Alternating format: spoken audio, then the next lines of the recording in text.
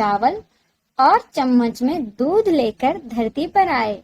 वो हर किसी से कह रहे थे कि कोई मेरी खीर बना दो, कोई मेरी खीर बना दो, लेकिन कोई उनकी बात सुन ही नहीं रहा था, बल्कि सब उन पर हंस रहे थे और कह रहे थे कि 2-4 चावलों के दानों से और 1 चम्मच दूध से कहीं खीर बनती है।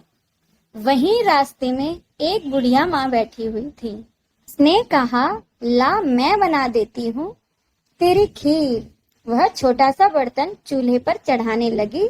तब गणेश जी ने कहा कि दादी माँ, छोटी सी भगोनी मत चढ़ाओ, तुम्हारे घर में जो सबसे बड़ा बर्तन हो उसी को चूल्हे पर चढ़ा दो।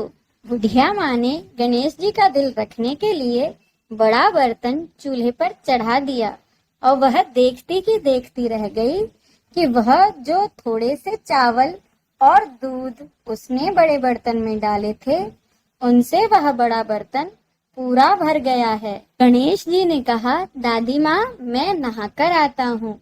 खीर बनते ही बुढ़िया माँ के पोते पोती खीर खाने के लिए रोने लगे। बुढ़िया माँ ने थोड़ी सी खीर लेकर कहा, गणेश जी आप भोग लगाएं, कहकर थोड़ी सी खीर चूल्हे में डाल दी और इसके बाद कटोरी भर भर कर बच्चों को दे दी।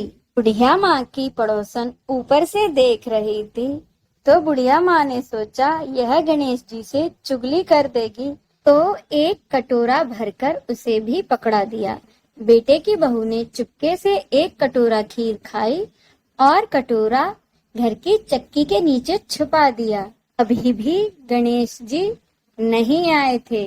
बुढ़िया माँ को भी भूख लग रही थी।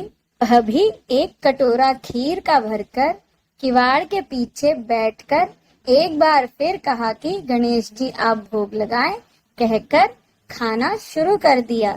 तभी गणेश जी आ गए।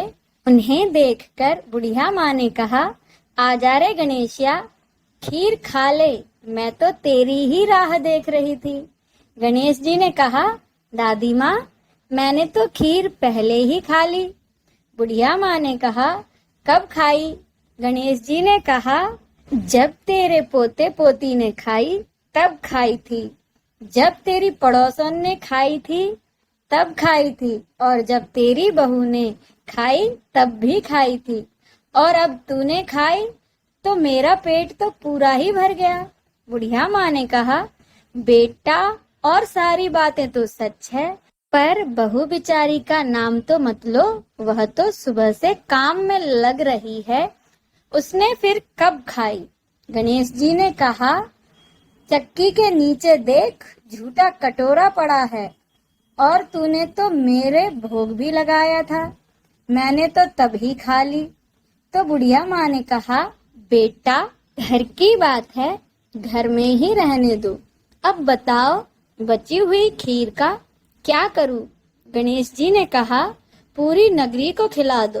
तो बुढ़िया माँ ने पूरी नगरी को खीर खिला दी। फिर भी बर्तन पूरा का पूरा भरा हुआ था।